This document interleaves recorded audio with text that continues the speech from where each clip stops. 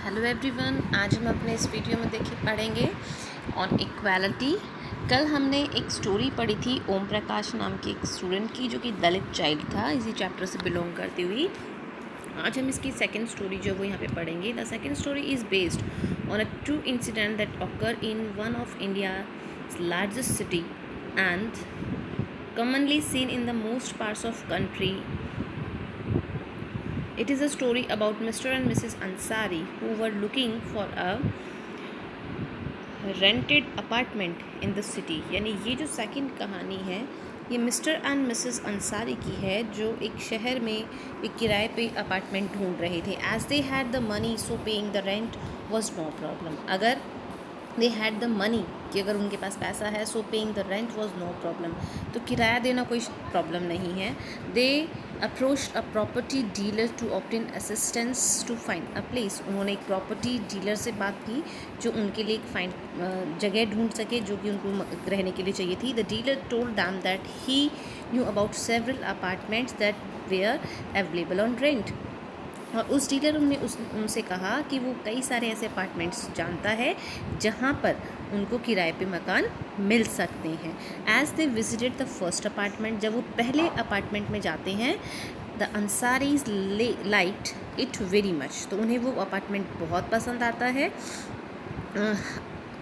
Very much, and decide to take it, और वो तय करते हैं कि वो उसे खरीदेंगे। However when the landlady came to know their names, लेकिन जैसे ही वो मकान मालिकिन जो थी उनको उनके नाम के बारे में पता चलता है, शी मेड एन एक्सक्यूज़, तो वो एक बहाना बनाती है that she could not rent the house to someone who ate meat. वो ये बहाना बनाती है कि वो ऐसे लोगों को मकान किराए पे नहीं देगी जो मीट खाते हैं, बिकॉज क्योंकि the entire building did not have any non vegetarian resident.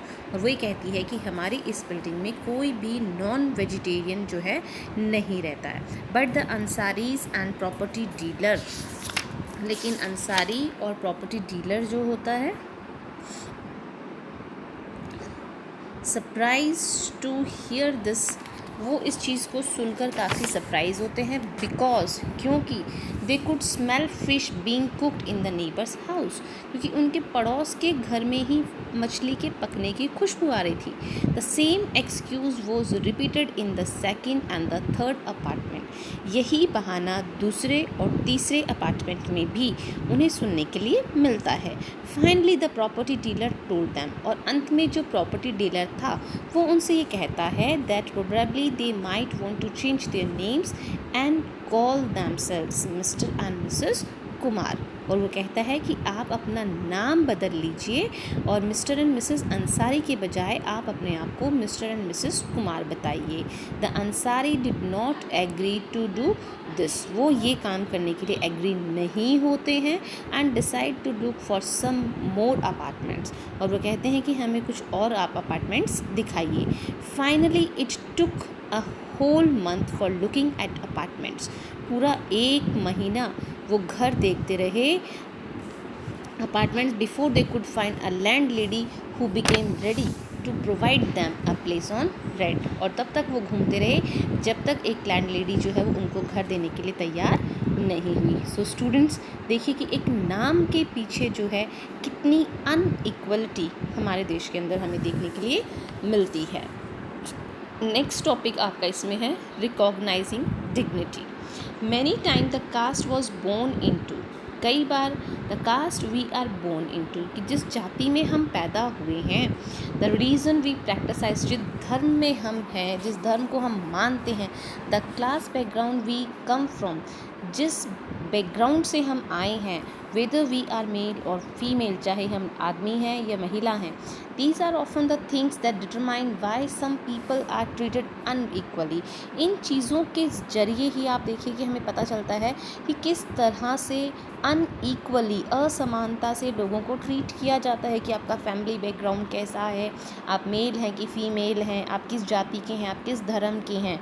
In the above story, जो ऊपर हमने दो स्टोरी पढ़ी हैं, एक दलित बॉय की पढ़ी और एक मिस्टर एंड मिसेस अंसारी की पढ़ी है stories, Om Prakash Valmiki and Ansaris are being treated unequally on the basis of difference of religion and caste.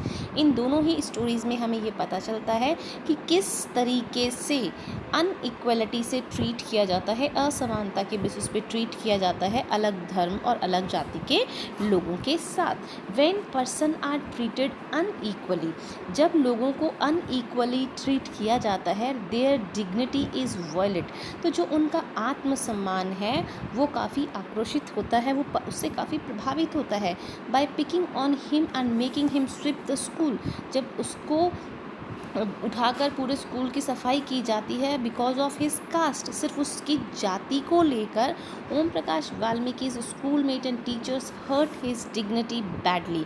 तो उसके जो स्कूल मेट्स होते हैं और उसके जो टीचर्स होते हैं वो उसकी डिग्निटी को काफ़ी हर्ट करते हैं, बुरी तरह से हर्ट करते हैं। Made him feel as if he was less than equal to all other students in the school, और उनसे ये रियलाइज़ करवाया जाता है कि वो स्कूल के दूसरे बच्चों से किस तरह से अलग है, किस तरह से वो निम्न है, छोटा है।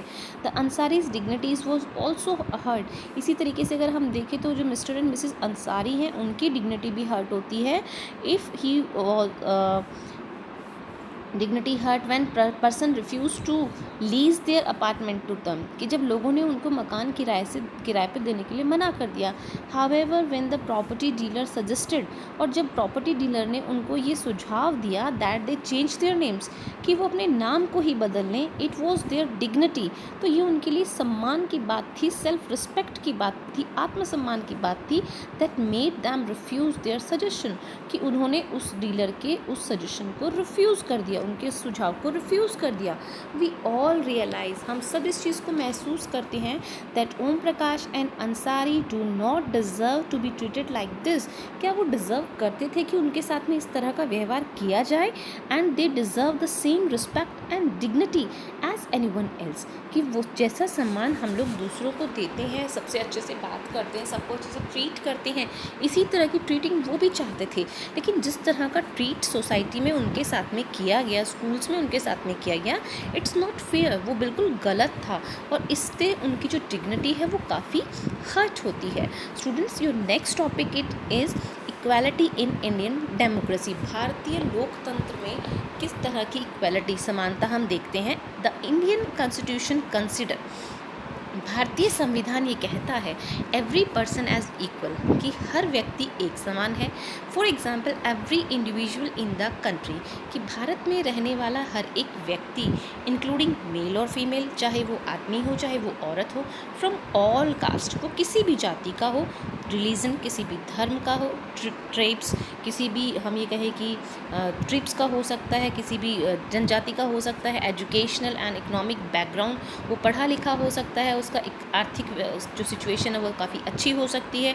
Are consider to be equal, यानी इस तरह के भेदभाव कॉन्स्टिट्यूशन हमें कहता है कि सब लोग इक्वल है, चाहे वो पढ़ा लिखा हो, चाहे वो अनपढ़ हो, चाहे वो किसी भी धर्म का हो, वो किसी भी जाति का हो, वो किसी भी कस्बे का हो।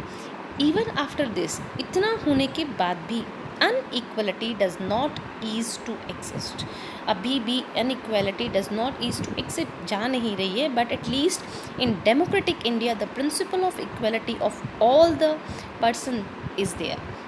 While I earlier no law existed to protect people from discrimination, पहले की अगर हम बात करें तो यहाँ पे कोई भी इस तरह का कानून नहीं था कि लोगों का जब इस तरह से शोषण हो या उनसे जब इस तरह की इल ट्रीटिंग की जाए तो वो उसके अगेंस्ट आवाज़ उठा सकें।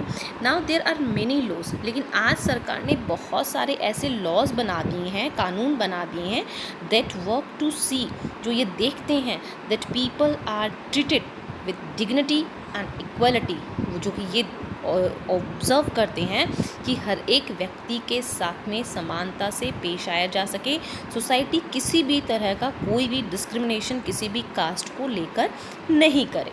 The parliament is the fundamental basis of our democracy, हमारा जो पार्लियामेंट है, हमारी संसद की अगर बात करें तो वो एक ऐसा फंडामेंटल बेसिस है हमारी डेमोक्रेसी का।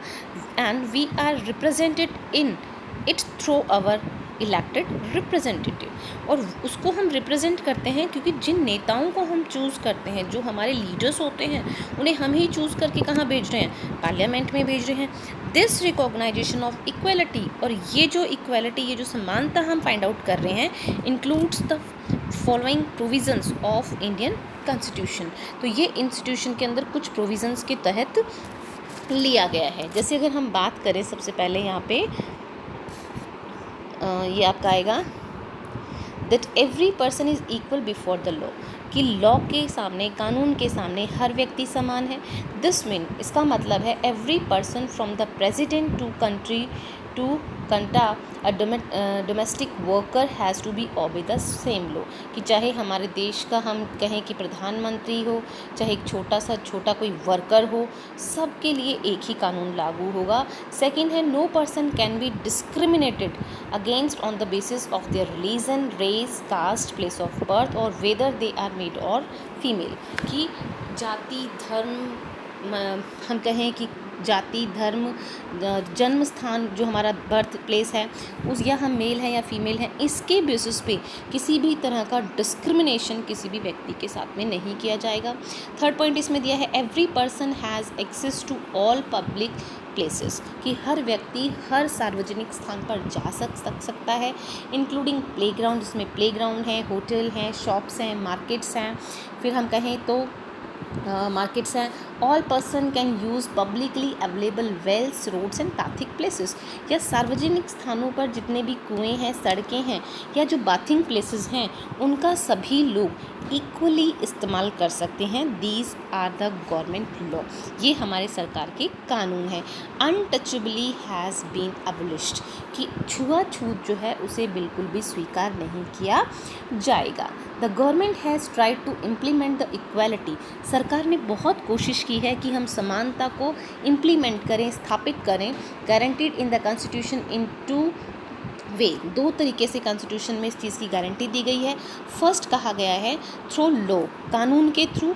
Secondly through several government programmes, कई सारे सरकारी योजनाएं ऐसी चलाई गई हैं, स्कीम्स ऐसी चलाई गई हैं to assist the disadvantage communities, जो ऐसे डिसएडवांटेजेस कम्युनिटीज़ को फाइंड आउट करती हैं।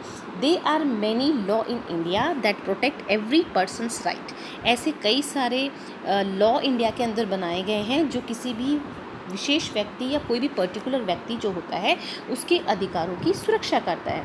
टू बी ट्रीटेड इक्वली, जिनको समानता के साथ में ट्रीट किया जाता है।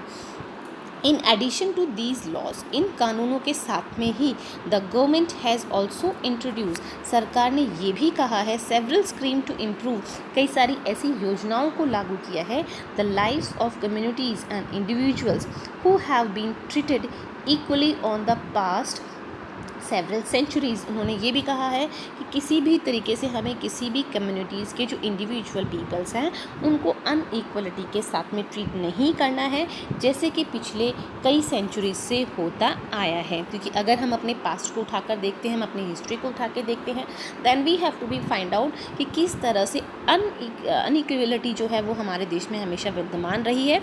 तो गवर्नमेंट नहीं चाहती कि जो सेवरल सेंचुरीज से होता आया है वो आज फिर से दोहराया जाए। दीज स्कीम्स आर एम्ड, ये जो स्कीम्स हैं, ये जो योजनाएं हैं, ये जो प्रोग्राम्स हैं, आर एम्ड, इनका जो एम है, इनका जो उद्देश्य है, to ensure greater opportunity for people who did not have this in the past। वो ये कहते हैं कि टू इंश्योर, कि हमें ये बिल्कुल इंश्योर करना है, ये बिल्कुल ध्यान रखना है कि ग्रेटर अपॉर्चुनिटीज़, कि ऐसे लोगों को अच्छे अवसर हमें उपलब्ध कराने हैं फॉर पीपल, उन लोगों के लिए who did not have this in the past, जिन लोगों को हिस्ट्री में इस तरह की अपॉर्चुनिटीज़ नहीं मिली हैं, उन लोगों को हमें अच्छी अपॉर्चुनिटीज़ देकर उनका जो इकोनॉमिक स्टैंडर्ड है उसे हमें रेज अप करना है। सो स्टूडेंट्स, आज के लिए इतना ही। I hope that you all have to be understand this. Thank you so much.